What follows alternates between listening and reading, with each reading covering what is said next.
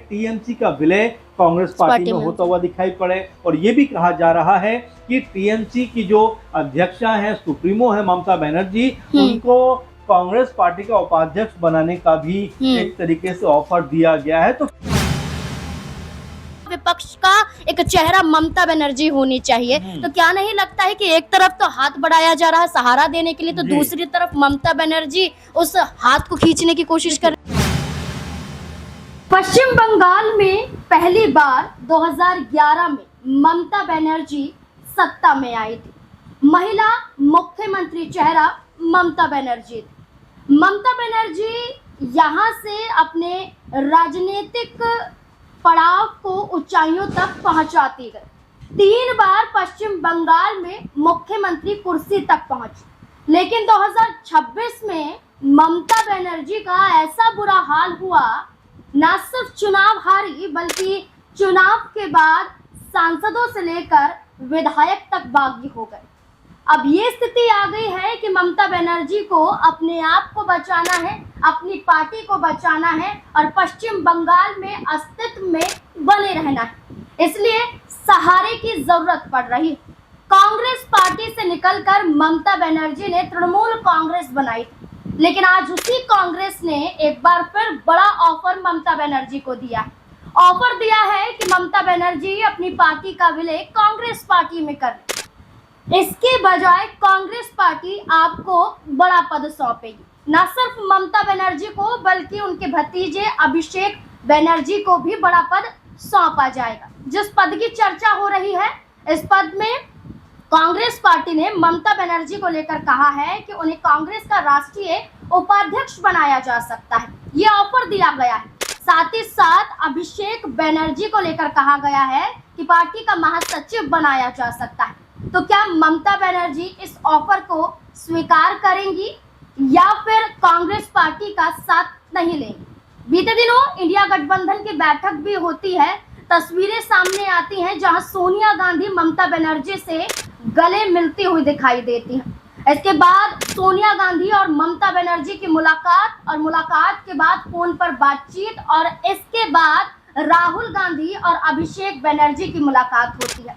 और इस मुलाकात के बाद माना जा रहा है कि कहीं ना कहीं आपसी सहमति दिखाई दे रही। अगर ऐसा होता है तो पश्चिम बंगाल में टीएमसी की क्या स्थिति होने वाली है, क्या यहाँ नजर आता है ममता बनर्जी का कद, इस पर चर्चा करेंगे। हमारे साथ इन मुद्दों पर चर्चा करने के लिए वरिष्ठ पत्रकार अमन सर जुड़ चुके हैं। सर, बहुत बहुत स्वागत है आपका। सर, जैसे विधानसभा चुनाव में ममता बनर्जी डंके की चोट पर बोल रही थी कि इस बार भी टीएमसी ही सत्ता में आएगी, लेकिन भारतीय जनता पार्टी ने ऐसी पटखनी दी कि ममता बनर्जी चुप हो गई। हंगामा तो हुआ, लेकिन एक शांति उनके अंदर नजर आई।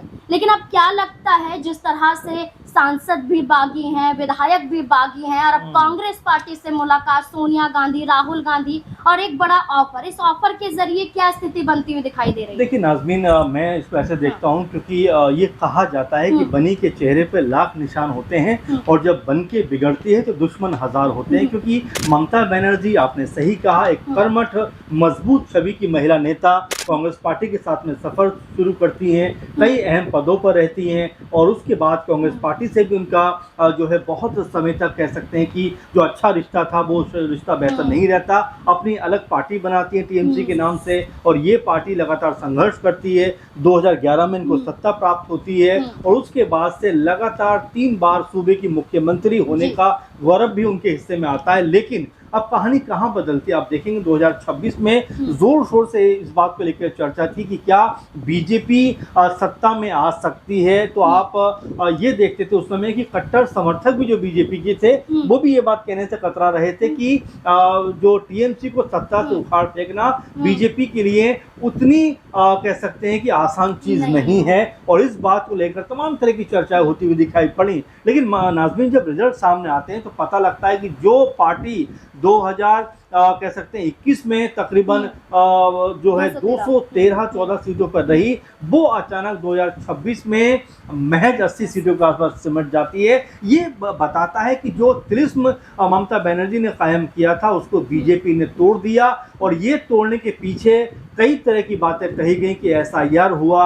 लोगों को भड़काया गया, एक गलत माहौल बनाया गया। यानी कि ममता बनर्जी ने ये कहा कि जो चुनाव कराया गया वो फेयर चुनाव नहीं था, इसमें तमाम सारी खामियां थी। चलिए, चुनाव हार जीत लगी रहती है, लेकिन चुनाव हार जीत में इसका मतलब ये नहीं होता है कि पार्टी आपकी तितर बितर होती हुई दिखाई पड़े। आपने देखा कि जब ममता बनर्जी ने चुनाव हारने के बाद तमाम विधायकों की बैठक बुलाई तो एक बैठक में 20 विधायक कम आते हैं, दूसरी में 40 कम आते हैं, और तीसरी बैठक में लगभग 60 विधायक उनके साथ में नहीं होते हैं और महज 20 विधायक दिखाई पड़ते हैं। लेकिन उससे कहानी अब आगे बढ़ती हुई यहाँ नजर आती है। आप देखेंगे लगभग ये बात कंफर्म बताई जा रही है कि 28 में से, क्योंकि 29 सांसद उनके वेस्ट बंगाल में थे, एक सीट पर निधन होने की वजह से वो सीट खाली है, लेकिन 28 सीटें अभी भी टीएमसी के पास में है। लेकिन उनमें से ये कहा जा रहा नाज़मीन कि तकरीबन 20 के आसपास ऐसे सांसद हैं जो अपना अलग गुट बनाना चाहते हैं और सिर्फ बनाना नहीं चाहते हैं, बल्कि स्पीकर को जो खत गया है उसमें साइन भी किए गए, नाम भी लिखा गया। और हैरानी की बात तो ये है कि इसमें सयानी घोष, आपको याद होगा कि वेस्ट बंगाल चुनाव में ममता बनर्जी से भी ज्यादा चर्चाओं में सयानी घोष रही थी। किस तरह ताबड़तोड़ हमले बीजेपी के ऊपर उन्होंने किए थे और किस तरह से मंचों से उन्होंने बयानबाजियां की थी, चर्चाओं में वो रही थी। लेकिन हैरानी की बात यह है कि इन 20 नामों में से एक नाम उनका भी है। इसके अलावा यूसुफ पठान जो क्रिकेटर थे, उनको ममता बनर्जी पॉलिटिक्स में लेके आई, उनको चुनाव लड़वाया, जिताया। लेकिन ऐसा सुनने में लगातार आया कि जब उनसे कहा गया कि भाई अपनी सीट छोड़ दो, मैं चुनाव लड़ना चाहती हूँ, उन्होंने कहा कि ऐसा नहीं होगा और वो इनकार कर जाते हैं। अब यहाँ पर बड़ी खबर ये है कि कांग्रेस पार्टी के हवाले से ये बात कही जा रही है, हालांकि सूत्रों के हवाले से ये खबर है कि हो सकता है टीएमसी का विलय कांग्रेस पार्टी में होता हुआ दिखाई पड़े। और ये भी कहा जा रहा है कि टीएमसी की जो अध्यक्षा है, सुप्रीमो है ममता बनर्जी, उनको कांग्रेस पार्टी का उपाध्यक्ष बनाने का भी एक तरीके से ऑफर दिया गया है। तो फिलहाल जी सर, अगर कांग्रेस पार्टी ऑफर दे रही है और ममता बनर्जी को कह रही हैं कि आपने अलग टीएमसी बनाई तो थी और आप सत्ता में भी रही, लेकिन आपका जो हाल, इस हाल को देखते हुए हम आपको बचाने की कोशिश कर रहे हैं, क्योंकि आपकी ही पार्टी के सांसद जा रहे हैं, लगभग जा चुके हैं, विधायक भी बागी हो चुके हैं। जो स्थिति है यहाँ पर नजर आ रही कि ममता बनर्जी अपने आप को भी नहीं बचा पा रहे हैं। लेकिन इस बीच में ये भी देखा गया कि एक बड़ी शर्त रखी गई है। जो राहुल गांधी से मुलाकात हुई अभिषेक बनर्जी की, इसमें कहा गया कि ये शर्त रखी गई है कि ममता बनर्जी को राज्यसभा भेजा जाए, राज्यसभा सांसद बनाया जाए, और साथ ही साथ ये भी शर्त रखी है कि राज्यसभा में नेता विपक्ष का एक चेहरा ममता बनर्जी होनी चाहिए। तो क्या नहीं लगता है कि एक तरफ तो हाथ बढ़ाया जा रहा है सहारा देने के लिए, तो दूसरी तरफ ममता बनर्जी उस हाथ को खींचने की कोशिश करें? नाज़मीन, ममता बनर्जी भी आपकी राजनीति में भले ही अभी का माहौल उनके पक्ष में ना हो, लेकिन 15 साल से लगातार मजबूत चेहरा वो रही है राजनीति का। और अभी भी आप देखेंगे तो वेस्ट बंगाल में 42 में से जो 29 सांसद हैं वो ममता बनर्जी के हैं। यानी कि अगर वो पार्टी नहीं टूटती है तो ऐसे में अगर जिस तरह का माहौल बनता हुआ दिखाई पड़ रहा है, क्योंकि सुष्मिता देव जो है राज्यसभा सदस्य टीएमसी की वो छोड़ चुकी हैं और शुभेंदु शेखर वो छोड़ चुके हैं। इसके अलावा कई नेताओं का इसमें नाम निकल कर आता है, जैसा आपने जिक्र में कर रहा था सयानी घोष जो सबसे बड़ा चेहरा बन रही थी टीएमसी का,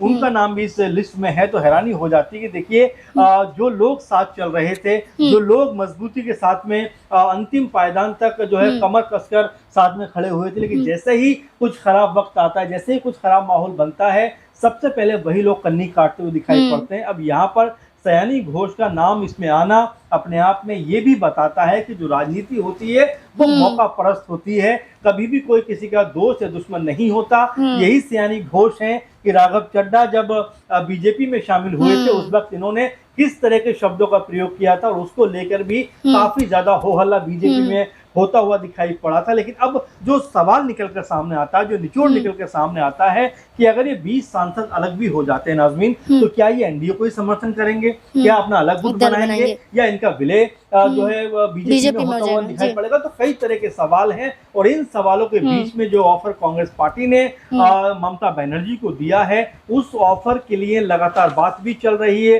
लगातार जो अभिषेक बनर्जी हैं वो बात करते हुए दिखाई पड़ रहे हैं। तो ऐसे में हो सकता है कि तमाम मामला जो है वो यहाँ कह सकते हैं कि समय भी मांगा गया है एक तरीके से। बिल्कुल देखिए, समय मांगा जाएगा और जाहिर है तो बातचीत का दौर चल रहा है। लेकिन जिस तरह का माहौल बनता हुआ दिखाई पड़ता है नाज़मीन, ऐसा लगता है कि यदि संभव रहा या सब कुछ जो जिस तरह से अभी प्रोसेस के तहत चल रहा है, अगर ऐसा ही रहा तो कोई बड़ी बात नहीं कि टीएमसी का जो विलय है वो कांग्रेस पार्टी में भी होता हुआ दिखाई पड़ जाए। अच्छा सर, एक और सवाल रहेगा, ये सवाल जुड़ जाता है महाराष्ट्र की राजनीति को लेकर। जब एकनाथ शिंदे ने उद्धव ठाकरे की पार्टी को तोड़ा था, तो न सिर्फ पार्टी को तोड़ा था बल्कि पार्टी का नाम और पार्टी का सिंबल वो अपने साथ ही ले गए थे।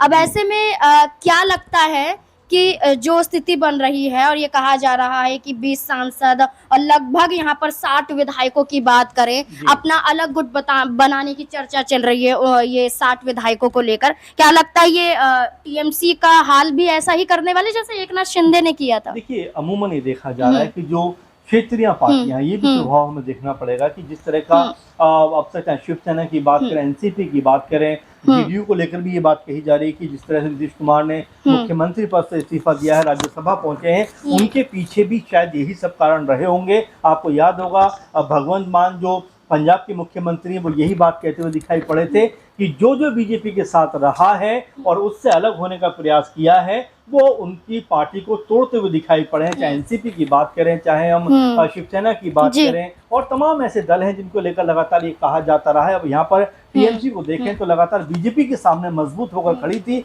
लेकिन जैसे ही चुनाव हारती है उनका जो हशर है यहाँ पर बेहद बुरा होता हुआ दिखाई पड़ता है। तो कोई बड़ी बात नहीं है कि यहाँ जो पूरे का पूरा मामला है ये पॉलिटिकल तौर पर दिखाई पड़ता है। और जितने भी चाहे सुष्मिता की बात करें, चाहे कोकिला घोष की बात करें, इन सब के जो भी इनकी उठा बैठक दिखाई पड़ती है वो बीजेपी नेताओं के साथ में नजर आती है। सुष्मिता अभी हेमंत बिस्वा शर्मा जो मुख्यमंत्री हैं असम के, उनके साथ में दिखाई पड़ी है। तो जाहिर बात है कि ये तमाम चीजें बताती हैं कि बीजेपी ने जिस तरह से अपना प्रभाव दिखाया है उससे टीएमसी जो है अब तितर बितर होती हुई दिखाई पड़ रही है। बिल्कुल, अगर बात करें तो 1970 में कांग्रेस से ममता बनर्जी ने पहचान बनाई थी और 1998 में कांग्रेस पार्टी से अलग होकर टीएमसी बनाई, और इसके बाद 2011 में 184 सीटें ये पार्टी जीतती है, सत्ता में आती है।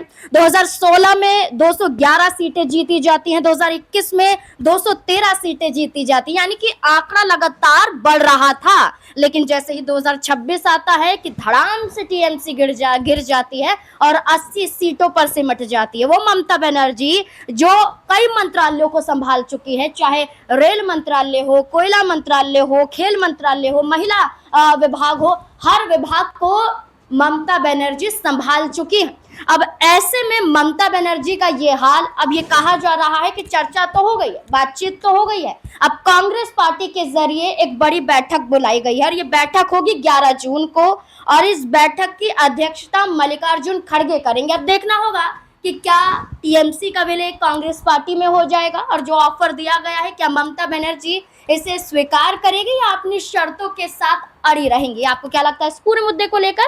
अपनी राय कमेंट सेक्शन में जरूर दें। धन्यवाद।